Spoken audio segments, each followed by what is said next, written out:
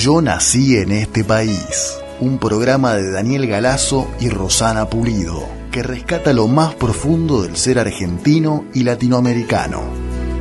Todos los martes a las 5 de la tarde, Yo nací en este país. Desde niño aprendí que patria es memoria y sueño bajo la piel. Yo nací en este país, mi padre hablaba de otro destino. Nada de lo que viví se ha muerto en tanto yo siga vivo. La verdad es este amor que florece bajo el sol. Desde niño aprendí que patria es memoria y sueño bajo la piel. Mira mis manos. Estimados oyentes, queridos compañeros, buenas tardes. Daniel Galazo tiene el gusto de saludarlos en una nueva puesta en el aire de Yo nací en este país, un espacio en donde pretendemos que la memoria no descanse.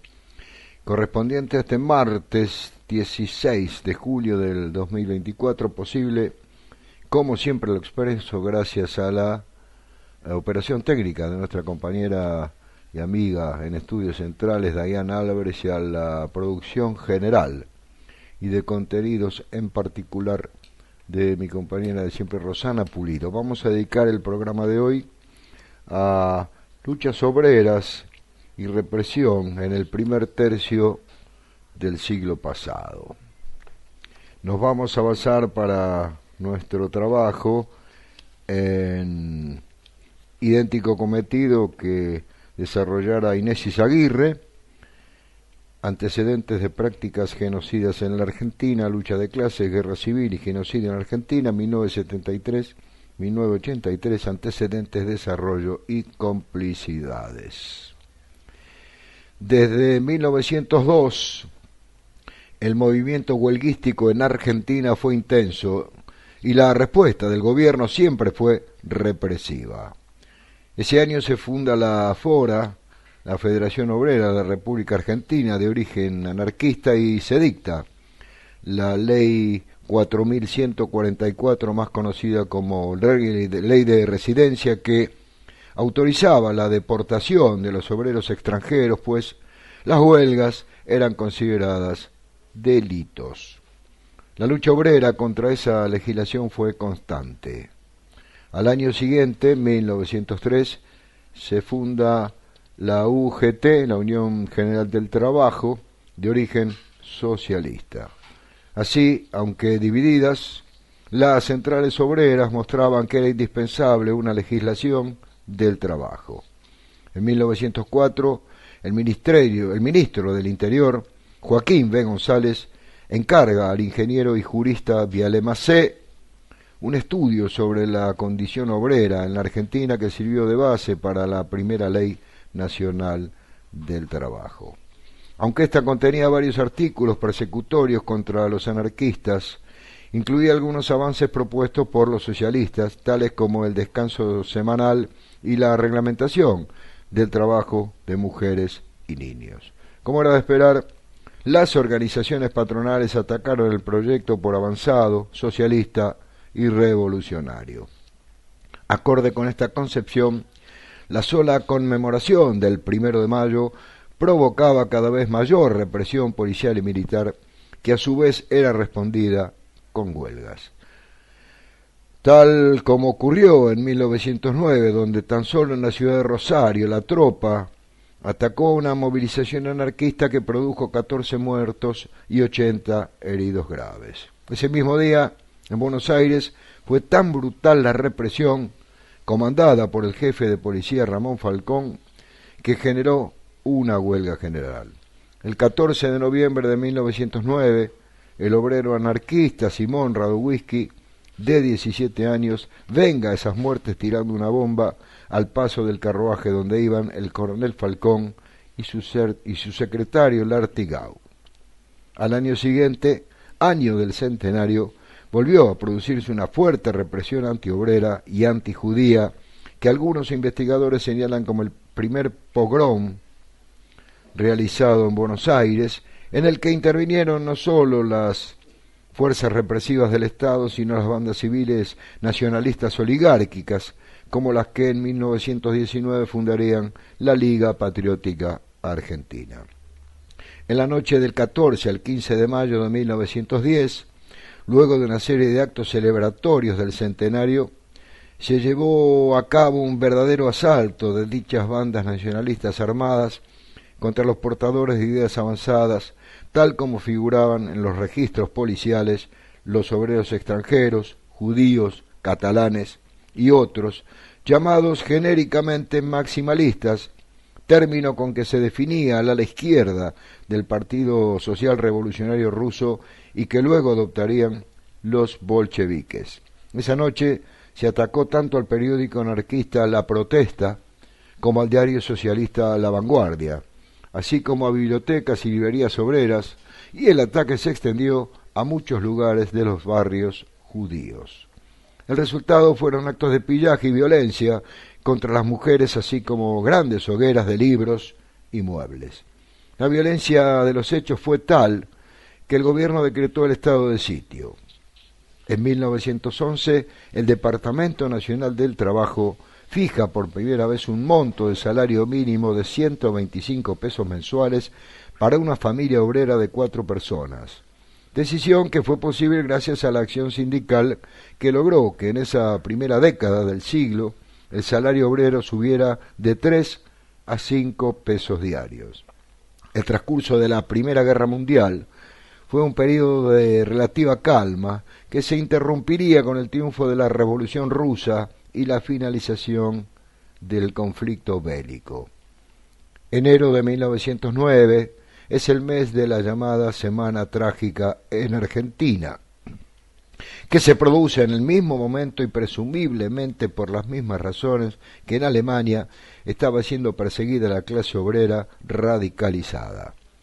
Se inicia en diciembre de 1918 con la gran huelga de los obreros metalúrgicos de los talleres Bacena de Buenos Aires y se prolonga por 2 semanas y media. La causa inicial de la huelga era la lucha por la jornada de 8 horas, el aumento de jornales, el pago de horas extras y prosigue por la reincorporación de los huelguistas despedidos. La reacción social, en solidaridad con los obreros despedidos, es una huelga general en la ciudad de Buenos Aires.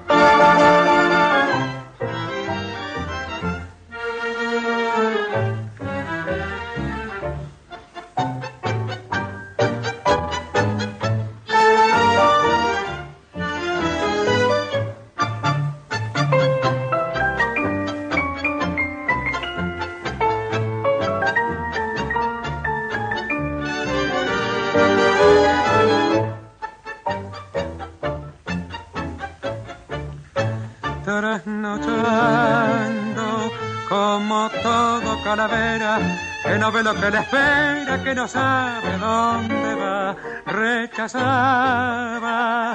tus consejos, buen amigo, casi fuimos enemigos por decirme la verdad.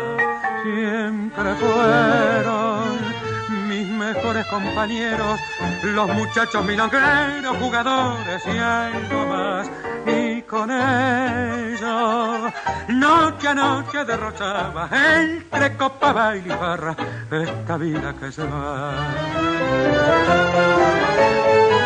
Trasnochando conocí el nombre que vos sabés, lo quisiera repetir, lo que anoche te conté, todo lo perdí, solo de ella conservé esa foto que hay allí y que ya no quiero ver, vos que todo lo sabés, mañana cuando venís, esa foto la guardás, la tirás o la rompés, para mí lo mismo da. Vos hacés lo que querés, no la quiero más mirar, ni pensar lo que ya fue.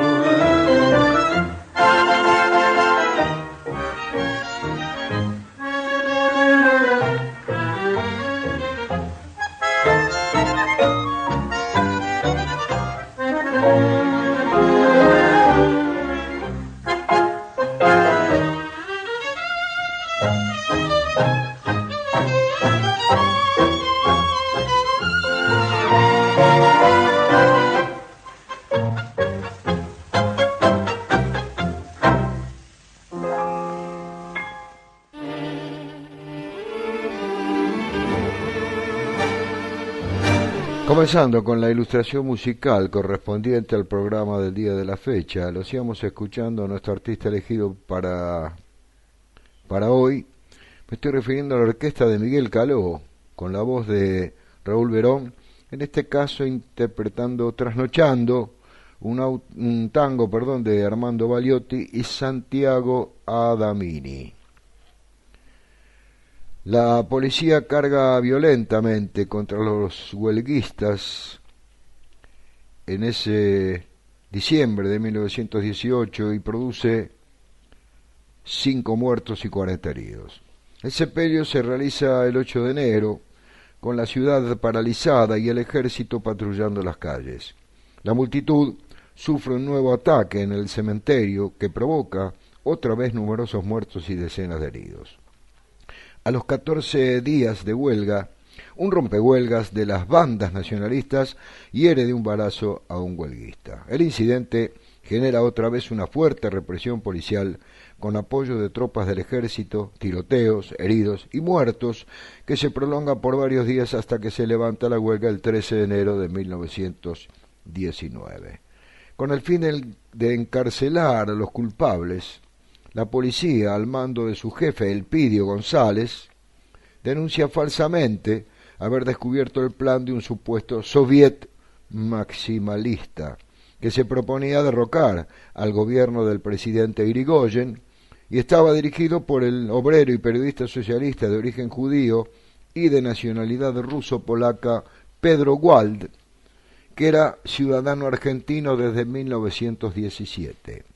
El presidente del Comité Capital de la Unión Cívica Radical, Pío Saldúa, logra reunir unos 2.000 activistas para defender al gobierno. El comité había sido fundado hacía poco durante la Primera Guerra Mundial y se habían reunido el 2 de enero de 1919 en el Teatro San Martín para analizar la huelga de los talleres Bacena. En realidad, quienes hackeaban al gobierno eran las fracciones oligárquicas y conservadoras, indignadas por algunas medidas progresivas implementadas por Irigoyen, tales como el descanso dominical obligatorio, la jornada de 8 horas para los ferroviarios y la inembargabilidad de los sueldos, salarios, jubilaciones y pensiones. Los grupos oligárquicos que se expresaban en los grandes diarios nacionales como La Nación y La Prensa, aterrados tanto como en la Europa capitalista por la situación internacional y la Revolución Rusa, presionan al gobierno que contaba con el apoyo de las Fuerzas Armadas al mando del general de Lepiane y de la policía. Esta, junto con las organizaciones civiles nacionalistas, conocidas como Orden Social y Guardia Blanca, junto con la Liga Patriótica, encabezada por Manuel Carles, ministro también del Partido Radical, desatan una verdadera caza al ruso, esto entrecomillado y tal como fue catalogado, es decir, a los judíos comunistas. Entre tales activistas había numerosos miembros del Comité Capital de la Juventud Radical. Según una investigación realizada por Pablo Fisman, la noche del 10 de enero de 1919, en medio de la represión policial y militar, estas bandas inician otro pogrom antisemita y antiobrero, de mayor envergadura que el de 1910, que duraría varios días con sus noches. El diario La Prensa, de los días 13 y 14 de enero de 1919, informa que se habían reunido los jóvenes de la Liga Patriótica en el Centro Naval, donde recibieron instrucción militar y una arenga del contraalmirante O'Connor, que terminaba sosteniendo: si los rusos y catalanes no se atreven a venir al centro, los atacaremos en sus propios barrios. Los miembros de la Guardia Blanca, banda parapolicial que fue disuelta, aunque felicitada por el jefe de la policía después de los hechos, pasaron a formar parte de la Liga Patriótica y del Comité Pro Argentinidad. La noche del 10 de enero, conocida como la Noche de las Hogueras, se producen numerosos asaltos e incendios a comercios y viviendas de los barrios de Once y Villa Crespo, así como a locales sindicales y asociaciones. Se golpea y tortura a mansalva, tanto en las calles como en el departamento de policía. Se viola a numerosas mujeres y niñas. Las cifras de muertos oscilan según las fuentes, dice la autora, entre 700, con aproximadamente 4.000 heridos y varios miles de presos, hasta 1.356 muertos con 5.000 heridos, informados por el embajador norteamericano a su gobierno, con el agregado de que había 179 cadáveres insepultos de rusos judíos, esto entrecomillado, en el arsenal. También el embajador francés comunicó a su gobierno que la policía masacró de manera salvaje todo lo que era o pasaba por ruso, también entrecomillado. Como tantos hechos aberrantes de la historia argentina, estos también han sido convenientemente olvidados. Pero en la página mencionada figuran las noticias periodísticas y la bibliografía utilizadas por Fishman. Por el lado de la comunidad judía de la época no hay datos. Se estima que en Buenos Aires había entre 70.000 y 100.000 judíos en esos años, ya que no tenían una representación política fuerte ni unificada y estaban aterrorizados.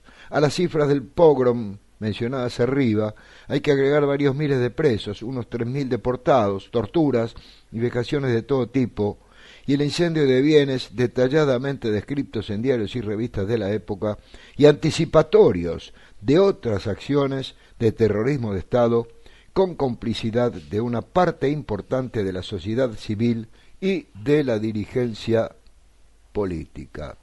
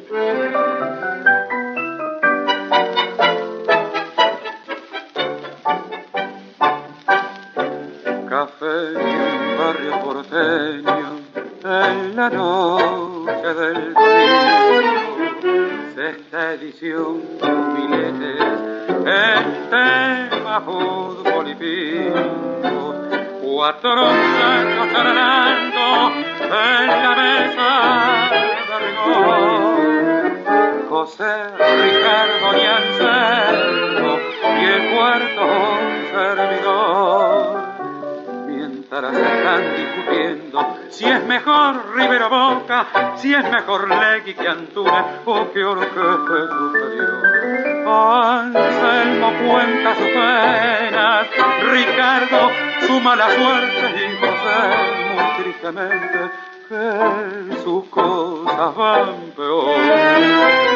Mas como ven que sonrío y que nada yo les cuento, ellos creen que estoy contento, sin problemas ni dolor, y ni siquiera imaginan que ayer mi novia querida se fue dejando la vida en mi pobre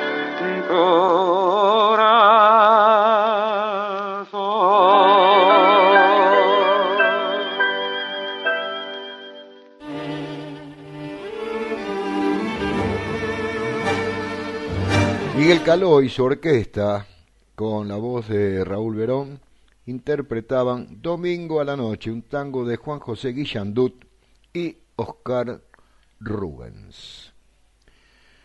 Si bien el gobierno de Irigoyen era enteramente responsable de estas acciones, sabemos que otra fracción del Partido Radical, conducida por el diputado irigoyenista Francisco Beiró, denunció los hechos. Ya el 16 de enero, Beiró y la Comisión Política de la Colectividad Israelita habían entrevistado al jefe de policía y se instalaron en el departamento a liberar detenidos, visitando asimismo los barcos de guerra y las comisarías donde había prisioneros denominados rusos. La descripción de las torturas realizadas en el departamento de policía es estremecedora. Viajaron también a la ciudad de La Plata y a Montevideo, donde se había extendido la persecución. El 25 de enero de 1919 se entrevistan con el presidente Irigoyen y le entregan un memorándum con la denuncia. No obstante todas las promesas del presidente de la República, nada se hizo para reparar tales acciones. Adviértase que estas cifras escandalosas de muertos, heridos, deportados y avasallados se producían en una ciudad que tenía la mitad de los habitantes que en el presente, tal vez yo diría un poco menos, ajustando las cifras, y en un país que tenía la quinta parte de población, lo que la actual, lo cual la agiganta la escala y el efecto aterrorizante de tales prácticas genocidas. Sin embargo, no debe confundirse el antisemitismo militante de una porción importante de la sociedad argentina conservadora y nacionalista. Una fracción del Partido Radical, organizaciones como la Guardia Blanca y la Liga Patriótica, la Iglesia Católica, la Policía y las Fuerzas Armadas. Se trataba de la forma concreta que asumía la lucha de clases. Una práctica genocida concreta contra la izquierda obrera, o mejor, contra la clase obrera contestataria, dentro de la cual, como dijimos, había no solo obreros de origen judío, sino militantes socialistas y comunistas de diversos orígenes. Como prueba de que las diferencias y la hostilidad de clase eran los sentimientos que realmente sostenían esos ataques, para distinguirse de sus congéneres obreros y de izquierda, una parte de la comunidad judía adoptó una actitud suplicante ante el gobierno de Irigoyen, instándolo a investigar la no responsabilidad de la colectividad judía en las acciones maximalistas y mostrando los aportes que la misma realizaba al país, que la había recibido con tanta generosidad. Actitud que provocó las críticas abiertas de otra parte de la colectividad judía. Para la misma época, la población de las colonias judías de la provincia de Entre Ríos se dividía y una parte de ella se sumó a las huestes de la Liga Patriótica Argentina. 2 años después adherirían a las acciones que la Liga realizaría contra los obreros indígenas del Imperio Las Palmas y de la empresa La Forestal.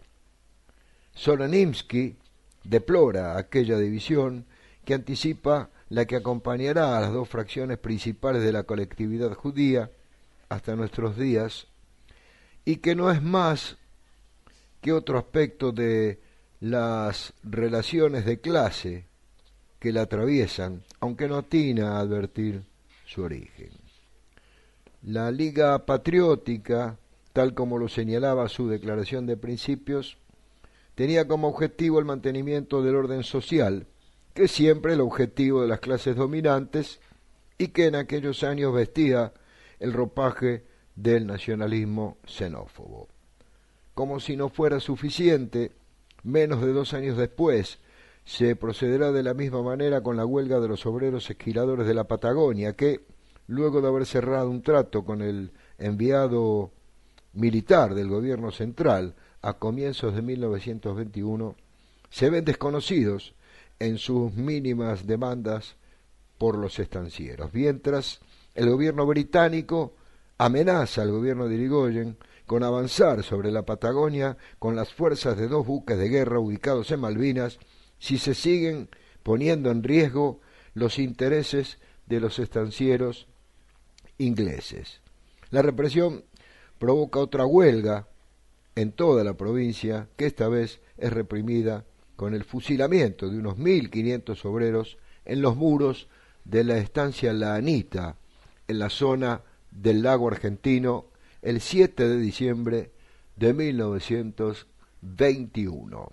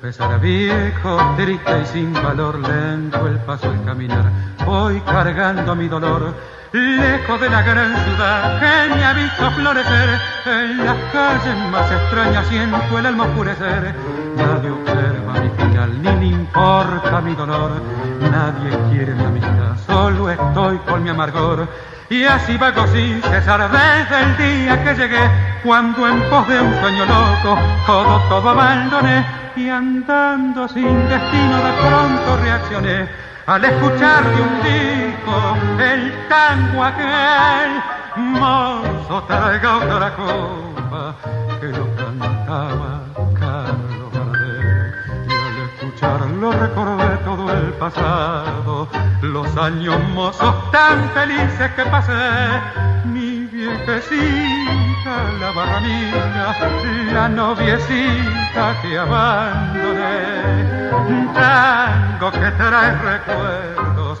mi Buenos Aires quiero llorar.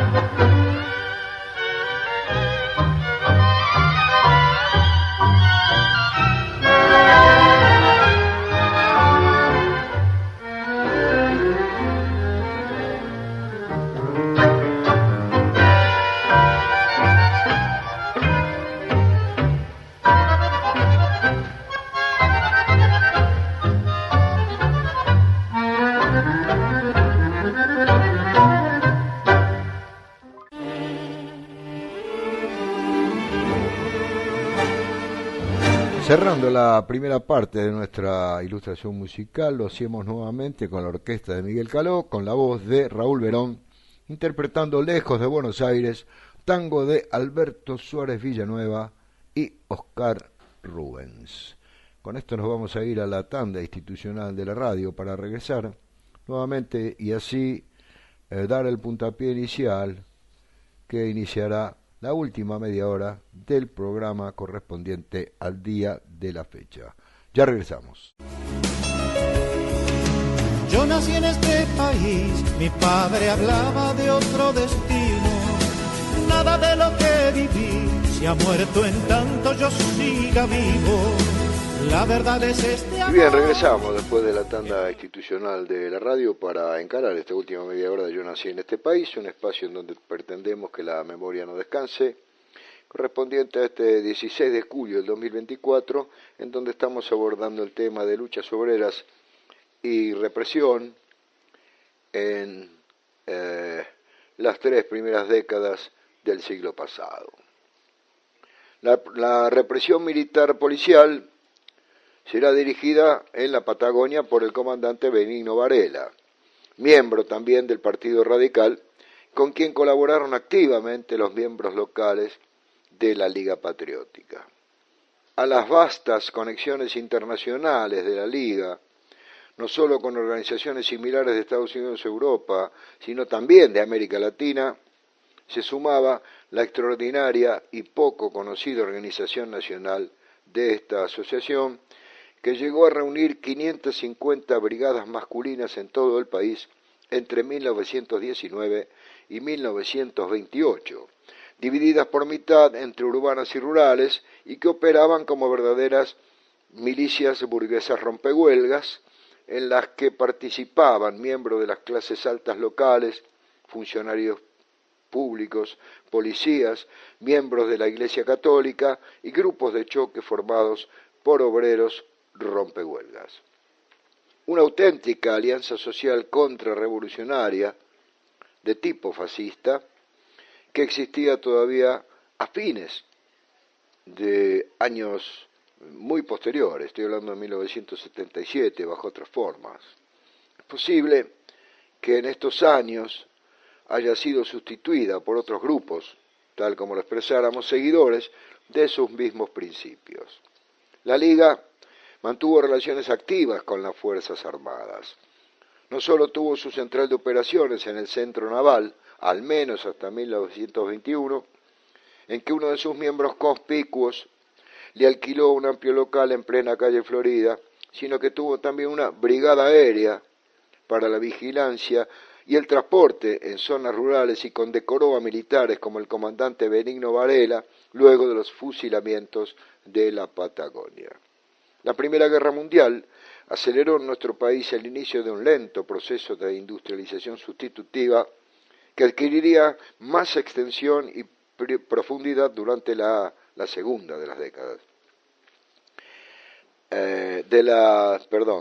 Digo que adquiriría más extensión esta sustitución de importaciones durante la Segunda Guerra Mundial y llegando a su máximo esplendor en cuanto al tema industrial específicamente determinado con los primeros gobiernos peronistas.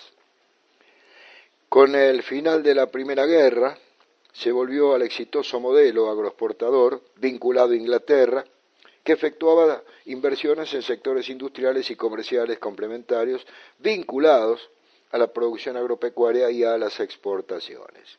Durante los años previos a la crisis mundial de 1929, diversos autores señalan la existencia de una alianza social, o al menos la no existencia de contradicciones sustantivas entre el gran sector agropecuario terrateniente y el industrial, a cuyo proyecto hegemónico, subordinado a los intereses mundiales dominantes de Inglaterra, se había asimilado durante décadas el grupo político que representaba más fielmente a la burguesía agraria media no hegemónica, el Partido Radical.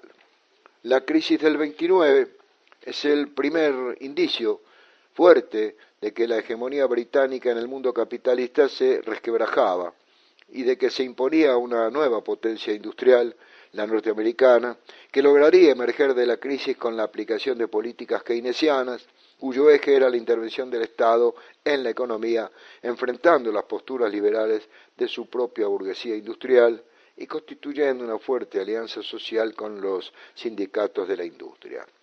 En nuestro territorio, la oligarquía pampeana, en alianza con los capitales ingleses, resistirían con relativo éxito el avance impetuoso del gran capital concentrado norteamericano, y sus miembros tratarían de proseguir con el modelo preexistente, suponiendo que se trataba de una crisis de orden coyuntural.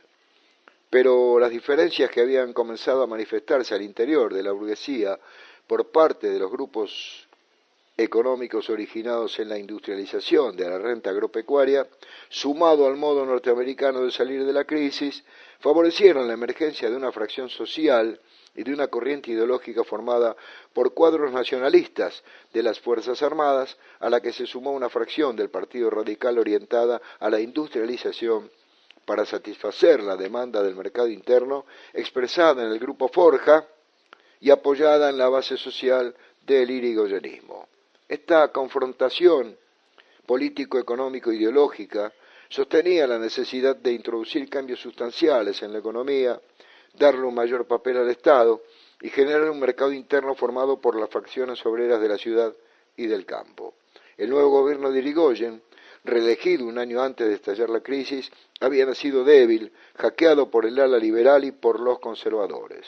Alcanza a crear yacimientos petrolíferos fiscales como empresa estatal, presenta un proyecto de ley para nacionalizar las empresas petroleras extranjeras, que es rechazado por el Congreso, y un mes antes de su derrocamiento firma un acuerdo con una agencia comercial soviética para intercambiar cuero, trigo y otros productos por petróleo ruso, que dura lo que su gobierno.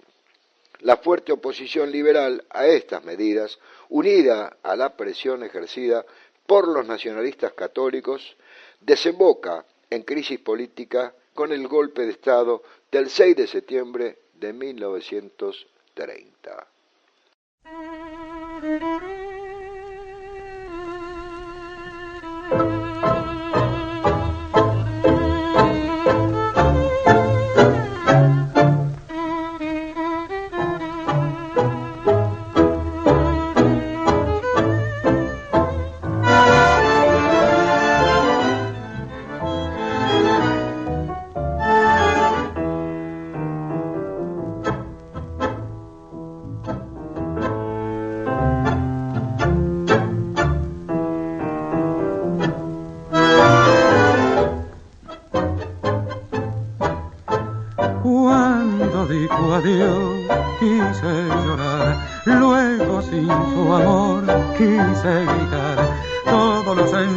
Que albergó mi corazón, toda mi ilusión cayeron a pedazos. Pronto volveré, dijo al partir, loco la esperé, pobre de mí. Y hoy que tanto tiempo ha transcurrido sin volver, siento que he perdido su querer. Jamás retornarás, lo dice el alma mía, y en esta soledad te nombro noche y día, porque te fuiste de mi lado y tanto las destrozado, mi corazón jamás retornarás, lo dice el alma mía, y aunque muriendo está, te espera sin cesar.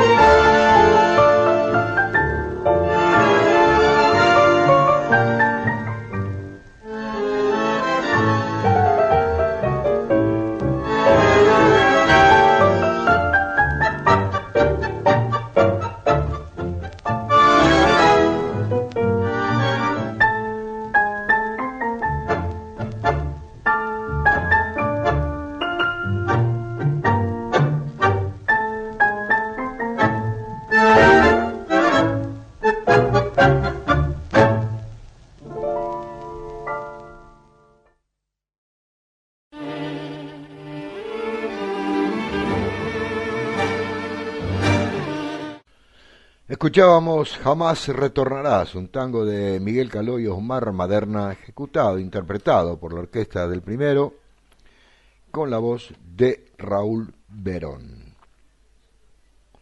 Los cuadros militares que se apoderan del gobierno, conducidos por el general José Félix Uriburu, eran admiradores de Mussolini y, con el apoyo de los políticos conservadores y liberales, más la intensa propaganda descalificadora del gobierno hecha por los grandes medios gráficos, especialmente La Nación y la prensa, se crea el clima adecuado para dar el golpe.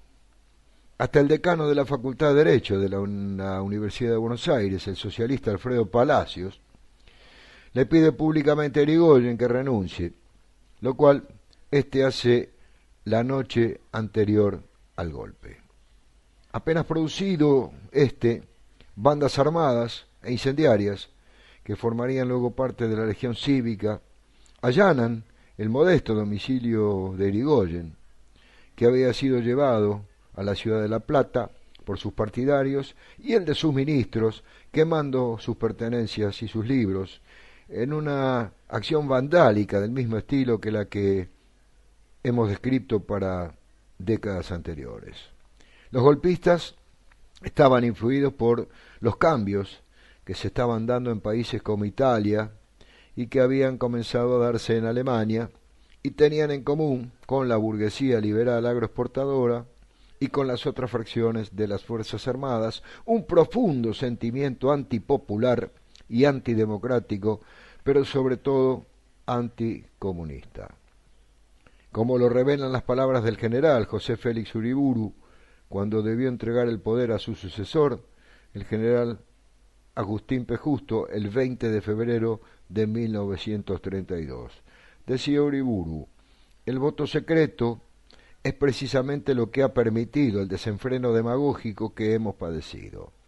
Cumple a nuestra lealtad declarar, sin embargo, que si tuviéramos que decidir forzadamente entre el fascismo italiano y el comunismo ruso y vergonzante de los llamados partidos políticos de izquierda, la elección no sería dudosa.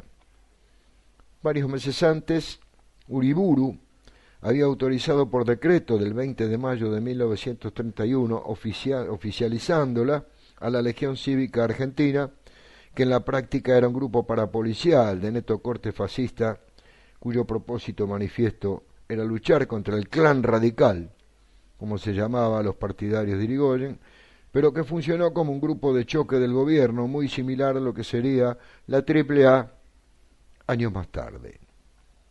No solo eran provistos de armas y material de campaña por el ejército, sino que éste proporcionaba a los jóvenes entrenamiento militar.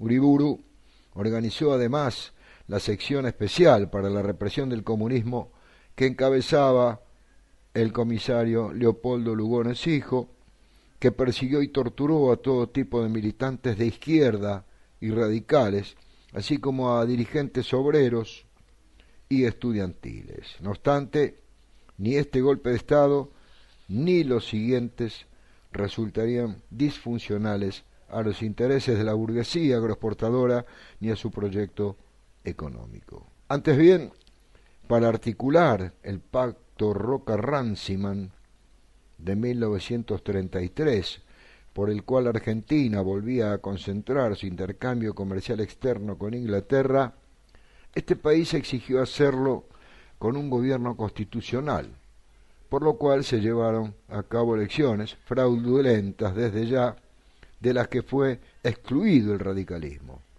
Había comenzado la llamada década infame. Esa política económica que advertían los cambios en la situación mundial enfrentaron a la vieja política agroexportadora en tanto y en cuanto significaba una limitación cuasi colonialista a los intereses británicos y reclamaban un mayor intercambio con Estados Unidos, del mismo modo que algunos grupos de pensadores nacionalistas y de oficiales del ejército bregaban por una mayor participación estatal.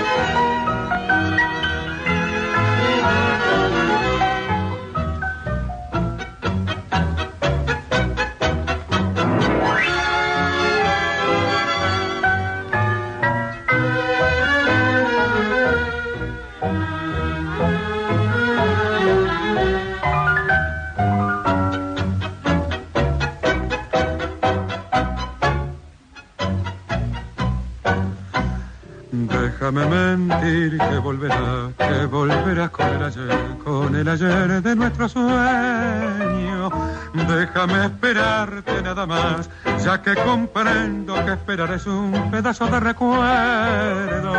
Sé que este dolor es el dolor de comprender que no puede ser esa esperanza que me ahoga.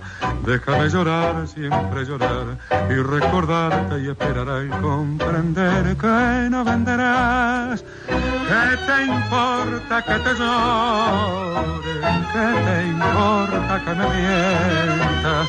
Si ha quedado roto mi castillo del ayer, déjame hacer un Dios con sus pedazos. ¿Qué te importa lo que sufro? ¿Qué te importa lo que lloro? Si no puede ser aquel ayer de la ilusión, déjame así, llorando nuestro amor.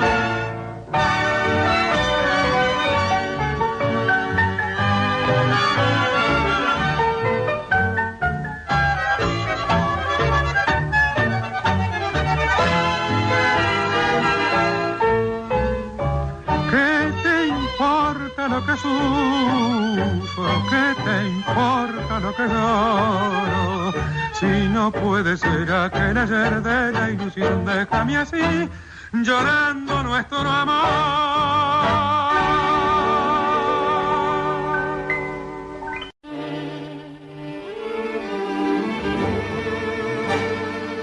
La orquesta de Miguel Caló con la voz de Raúl Verón, artistas elegidos para ilustrar musicalmente el programa al día de la fecha, interpretaban ¿Qué te importa que te llore? Un tango. Vaya, la prosapia y el buen gusto musical de los dos compositores que tiene. Miguel Caló, nuevamente en conjunción con Oscar Maderna.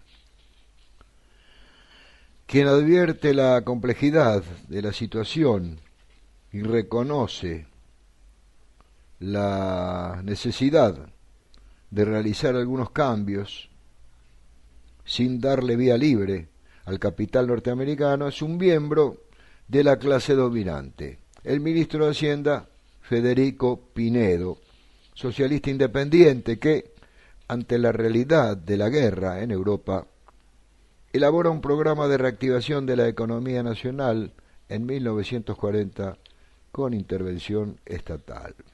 Tal como habíamos señalado, el proceso de industrialización sustitutiva ligado a la producción agroindustrial había comenzado antes de 1930 y la movilización creciente de las masas obreras, que durante toda la década del 30 habían migrado desde las zonas rurales hacia las zonas industriales urbanas durante la crisis, incrementa geométricamente los paros y huelgas en las grandes ciudades.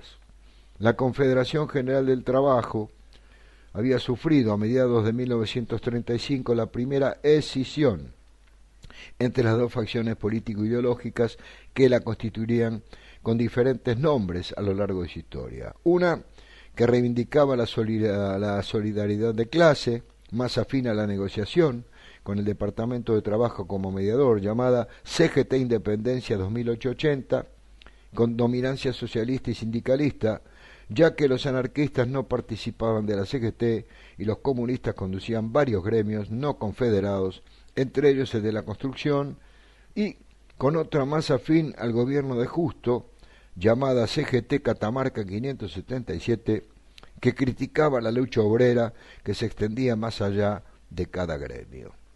La clase obrera muestra su capacidad insurreccional en la gran huelga de los obreros de la construcción del 7 y 8 de enero de 1936, que se transforma en huelga general con lucha de masas en las calles y amplia solidaridad de los principales sindicatos, de los trabajadores desocupados y de otras fracciones sociales como estudiantes y pequeños comerciantes.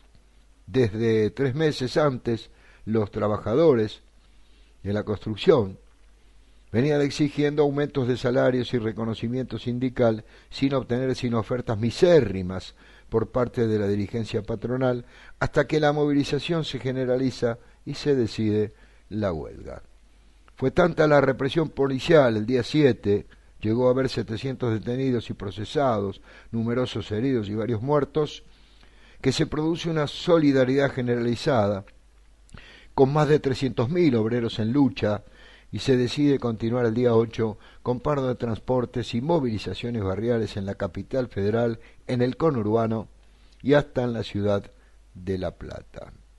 Esta gran huelga de masas que desborda todas las conducciones obreras de izquierda, pero que todas tienen la virtud de apoyar y defender, sienta las bases de la ciudadanización de la clase obrera de origen rural y de migración reciente. Permite además conocer y comprender las movilizaciones que se producirían menos de una década después y que culminarían el 17 de octubre del 45 y la formación de la nueva alianza social que expresaría el peronismo.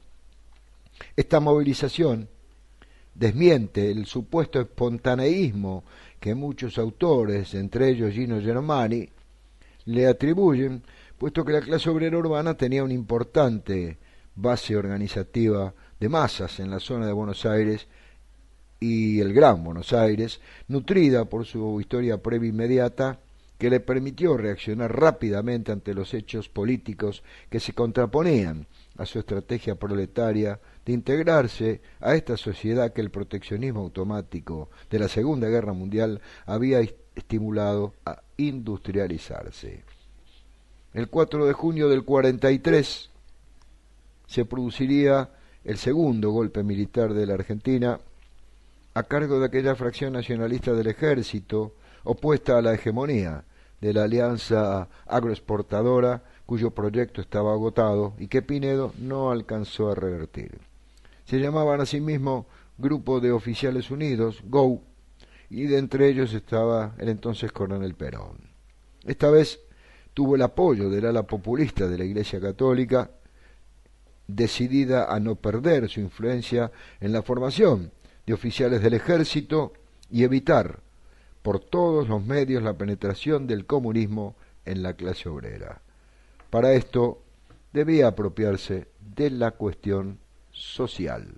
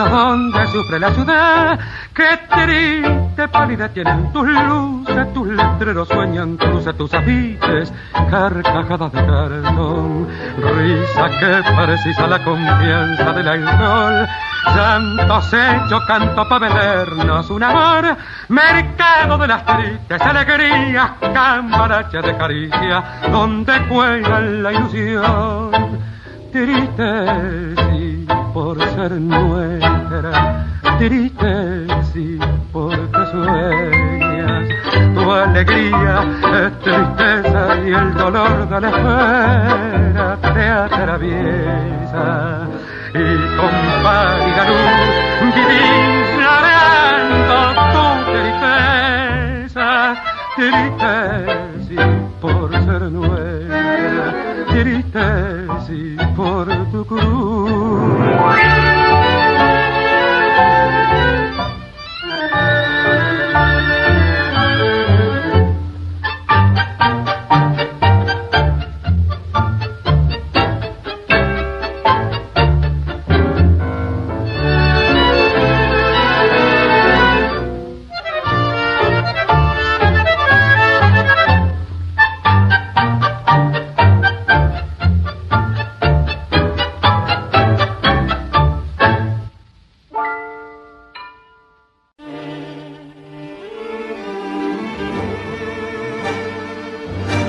cerrando la ilustración musical correspondiente al programa del día de la fecha, la orquesta de Miguel Caló, nuevamente con la voz de Raúl Verón, interpretaba Tristezas de la calle Corrientes, un tango de Domingo Federico y Homero Expósito.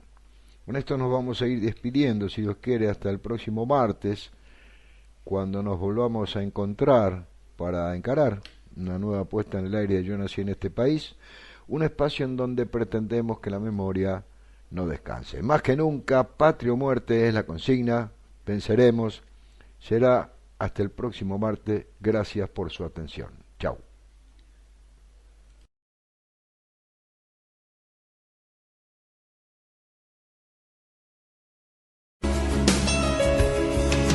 Yo nací en este país, mi padre hablaba de otro destino. Nada de lo que viví se ha muerto en tanto yo siga vivo. La verdad es este amor que florece bajo el sol. Desde niño aprendí que patria es memoria y sueño bajo la piel. Mira mis manos llenas de hermanos, que tu sangre cante en el viento como bandera de libertad. Que tu sangre cante en el viento como bandera de libertad. Que tu sangre cante en el viento como bandera de libertad. Que tu sangre cante en el viento como bandera de libertad.